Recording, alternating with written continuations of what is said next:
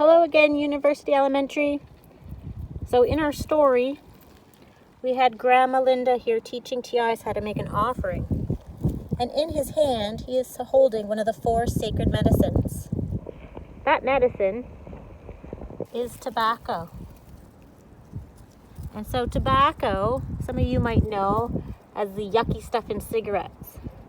But that's not this kind of tobacco. This one's natural, and it's a plant I grow every year. This is a dried leaf, and we put that in our garden every year, and so it's still a bit too early to see any of the sprouts for that yet. Then we use it to make tobacco ties. And these are something that we would put in a sacred space. Or if you climb a mountain and you ever see these, then that has been an offering, so you leave those alone, because these are somebody's thoughts and prayers inside these bags. Okay? Then next, we talked about yarrow.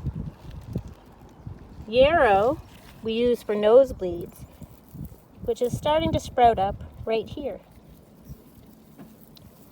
It's not one of the sacred medicines, but it is medicinal.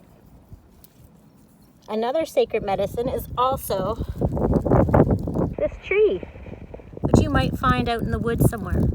Now, a reminder again, never ever pick anything or use it as tea unless you talk to some adults. So this is cedar.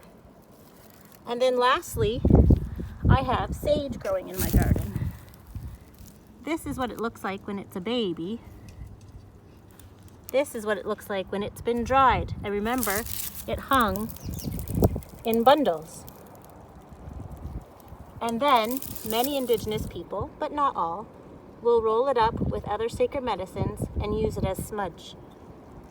So this is burned, and people pray, and their thoughts and prayers go up to the Creator in the smoke.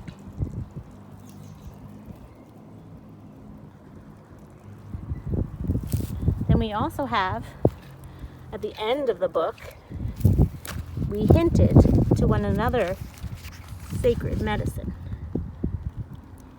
Here is Tiais with his hands over some grass. This is special grass.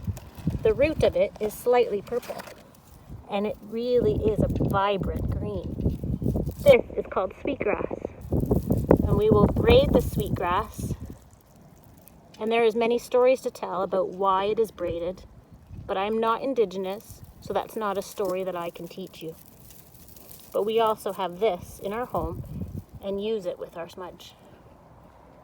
If you have any questions on that, you let your teacher know, and I will be gladly to answer them either privately or in the rest of our Google Meets classroom.